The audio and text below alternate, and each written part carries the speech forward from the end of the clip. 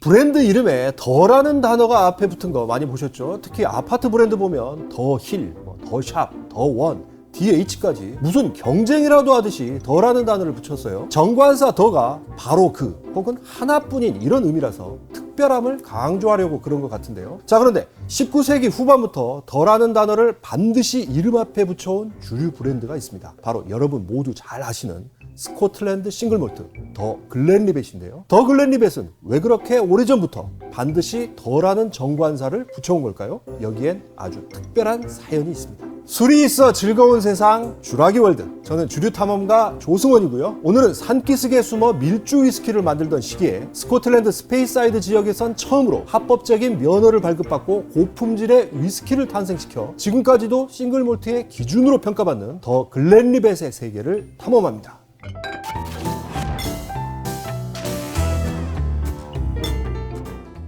증류소 직원들 중에 특이한 분들이 참 많은데 더 글렌리벳 증류소 아카이브를 담당하는 크리스라는 분은 원래 캐나다 생물학자였는데 글렌리벳이 너무 좋아서 아예 여기 취업했다고 해요. 아무튼 이분이 10년 전쯤 증류소에 남아있던 낡은 가방에서 종이 하나를 발견하고 탄성을 내질렀어요. 아니 뭔 종이였길래 그랬을까 싶은데 바로 정관사 더가 붙은 더 글렌리벳이라는 이름은 오로지 글렌리벳 증류소만 쓸 수 있다는 걸 확인하는 내용의 문서였는데 당시 스페이사이드 지역 거의 모든 증류소가 서명을 남겼어요. 아니 근데 여기서 이런 의문이 듭니다. 더라는 정관사 하나 붙이려고 뭐 저렇게 남들한테까지 확약서를 받았을까 싶은데 이 이야기는 19세기로 거슬러 올라갑니다. 당시 글렌리벳 위스키는 최고의 스카치 위스키였는데 그냥 인기 많은 정도가 아니라 스카치의 심장이라고 불리던 스페이사이드에서도 사실상 원탑이었어요. 원탑.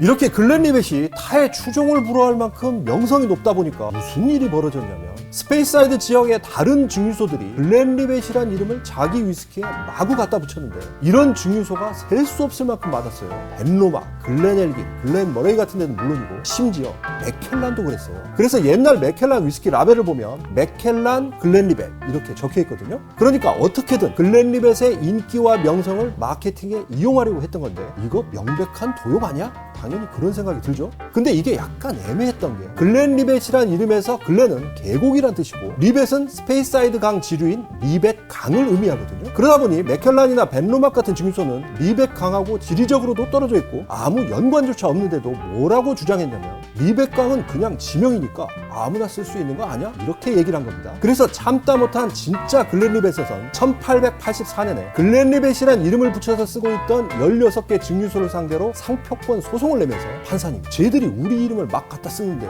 이거 좀 막아주세요 라고 합니다. 이쪽 저쪽 주장을 다 들어본 판사는 글렌리벳이란 이름 자체는 지명이니까 누구나 쓸 수 있다. 하지만 정관사 더가 붙은 더 글렌리벳이란 이름만큼은 진짜 글렌리벳만 쓸 수 있다. 땅땅땅 이렇게 판결한 거예요. 야 무슨 솔로몬의 판결 같죠? 아무튼 그래서 이후부터는 다른 증류소들은 자기 증류소 이름에 하이픈을 붙이고 글렌리벳이라고 적게 됐고 반면 진짜 글렌리벳은 단 하나뿐인 글렌리벳이란 의미로 정관사 더를 붙인 더 글렌리벳이 된 겁니다.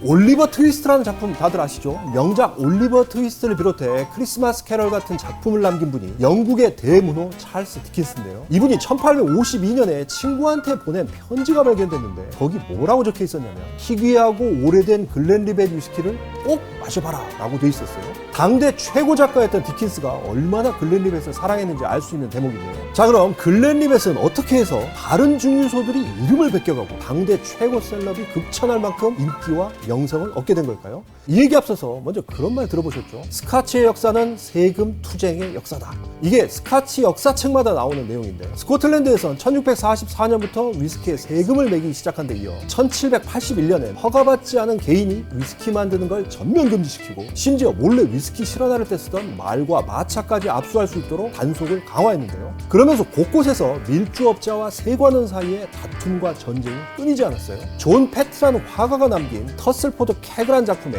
당시의 살벌한 풍경이 잘 담겨 있거든요. 어쨌든 아무리 단속을 해도 밀주업자들은 산기슭에 숨어서 계속 밀주를 만들었는데 가장 유명했던 곳이 글렌리벳이 있는 스페이사이드였어요.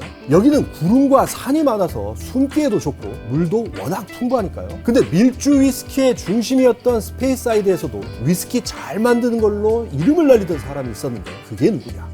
바로 훗날 글렌리벳을 창업하게 되는 조지 스미스였어요. 그러니까 이때까지만 해도 조지 스미스 역시 산기슭에서 몰래 위스키를 만들던 사람들 중에 하나였던 건데요. 하지만 밀주업자 조지 스미스의 운명을 바꿀 사건이 곧 일어나게 됩니다.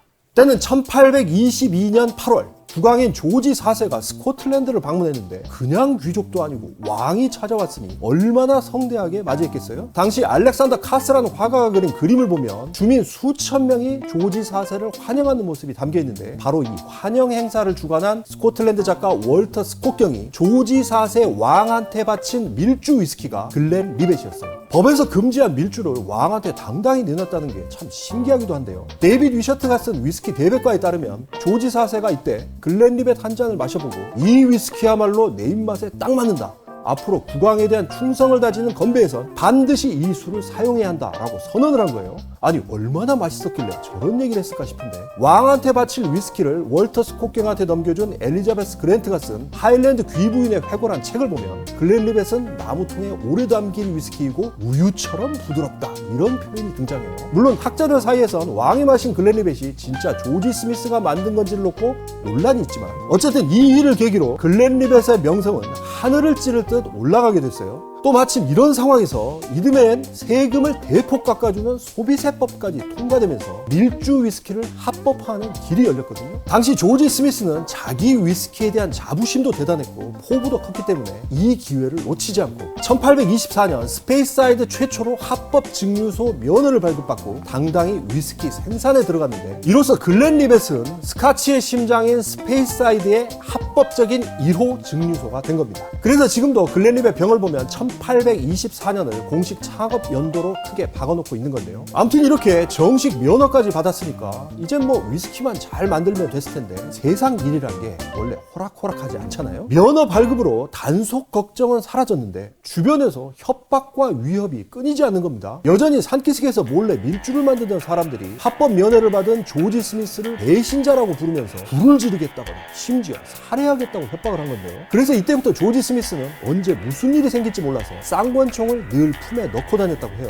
조지 스미스가 그때 신변 보호를 위해 차고 다녔던 그 쌍권총 지금도 글렌리벳 증류소에 그대로 남아있거든요. 어쨌든 이런 어려움을 다 극복하고 품질과 명성을 지켜낸 조지 스미스의 글렌리벳은 그 뒤로도 더 큰 인기를 얻었는데 얼마 전 글렌리벳에서 오리지널 바이 트래디션이란 캠페인 영상을 올린 걸 보니까요. 창업자 조지 스미스가 온갖 역경과 고난을 헤치며 자신이 만든 위스키를 지키기 위해 노력했던 모습이 세련된 감각으로 재해석되어 있더라고요. 영상이 꽤 고퀄이니까요. 글렌리벳 역사에 관심 있는 분들은 한번 보시기 바랍니다.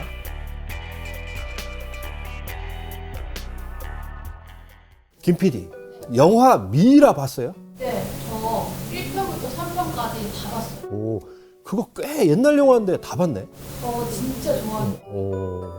아무튼 1999년 개봉에 데이트를 친 미이라 1편에 글렌리벳 한 병이 등장하는데요. 주인공 일행이 모닥불 피워놓고 쉬다가 글렌리벳 올드바트를 꺼내 마시는 장면이 있는데 영화에서는 글렌리벳 12년이라고 나왔지만 사실 그 위스키병은 1898년 글렌리벳에서 생산한 25년 숙성 제품이거든요. 제가 조사를 해보니까 당시 미이라 제작진이 1898년 글렌리벳 25년 병을 그대로 복제해서 촬영 때 썼다고 하는데요. 아무튼 이 영화 말고도 넷플릭스에도 올라와 있는 미드 시리즈 매드맨 아시죠? 이 매드맨 시즌 2에도 글렌리벳 12년이 등장하고 시즌 5에도 또 글렌리벳이 나오거든요. 그런가 하면 영화 존 윅 2탄에서도 글렌리벳이 나오는데 이렇게 미국 영화나 드라마에 글렌리벳이 유난히 자주 등장하는 건 왜일까요? 뭐 짐작하시겠지만 미국에서는 글렌리벳이 싱글 몰트의 대명사나 마찬가지이기 때문이거든요. 여러 자료를 보면 벌써 수십 년째 미국 시장 싱글 몰트 판매 1위를 글렌리벳이 지키고 있거든요. 자, 그럼 글렌리벳은 어떻게 해서 거대한 미국 시장을 장악하게 된 걸까요? 제가 이런 얘기 벌써 서너 번 정도 한 것 같은데 100년, 200년 가는 주류기업들을 보면 창업자뿐만 아니라 후손들도 똑똑하거든요. 글렌리벳도 비슷한데 창업자 조지 스미스의 증손자 가운데 빌 스미스 그랜트라는 분이 있었는데 이분이 1차 세계대전에서 맹활약한 전쟁 영웅이었어요.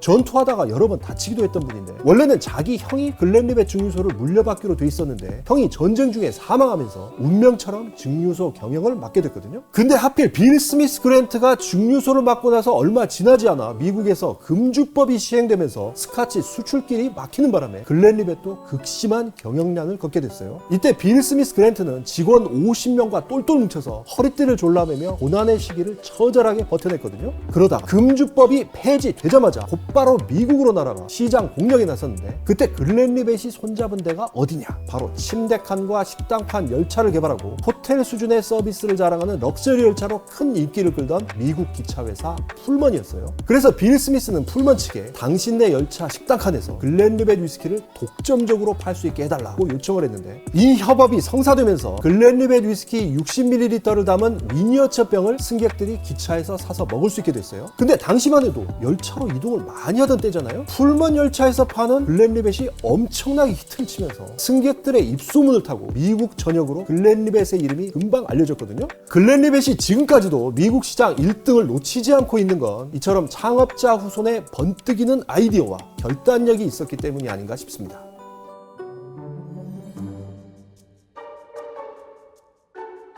김 PD, 스코틀랜드에 위스키 증류소 몇 개나 될 것 같아요?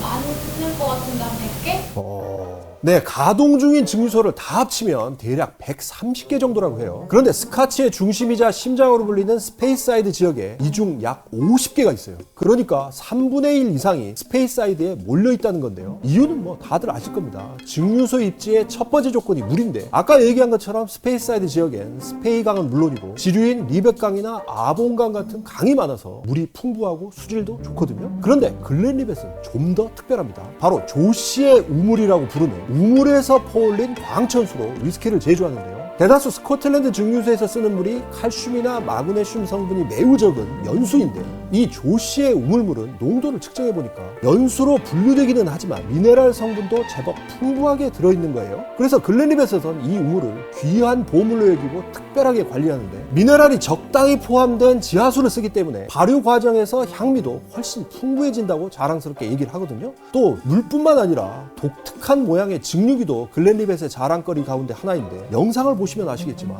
몸통이 넓고 목이 긴 호롱불 모양으로 돼 있어요. 창업자 조지 스미스 시절부터 이런 형태의 증류기를 고집하고 있는데, 보다 섬세하고 부드러운 풍미의 원액을 얻어낼 수 있다고 해요. 이렇게 증류까지 마치게 되면 위스키 제조에서 가장 중요한 공정이죠. 숙성이 남게 되는데, 글렌리벳에서는 이 숙성 과정을 가리켜 자연이 선물한 천혜의 조건이라고 자랑해요. 왜냐?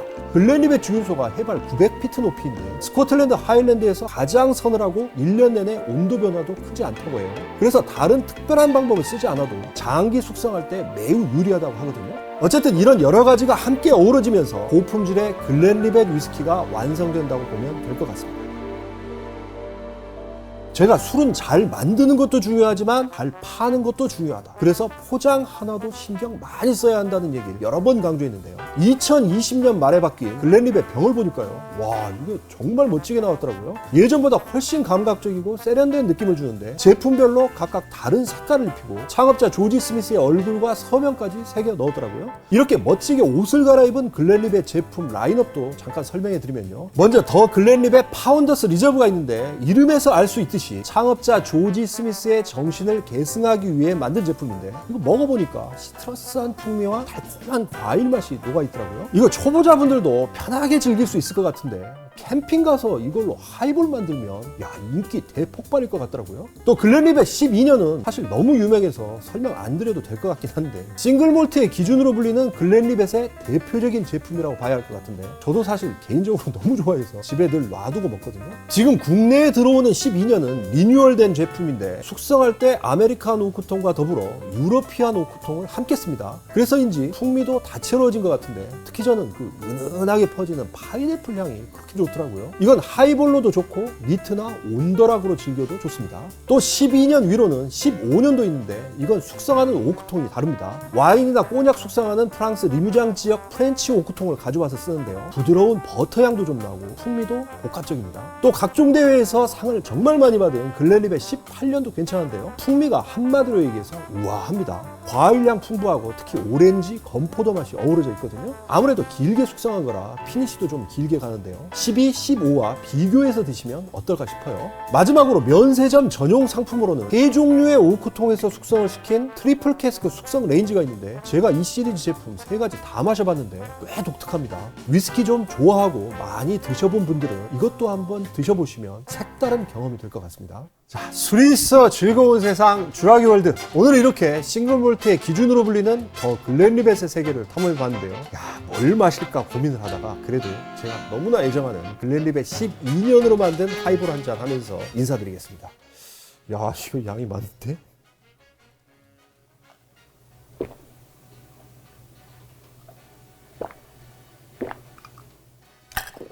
어우. 와, 좋은데 이거?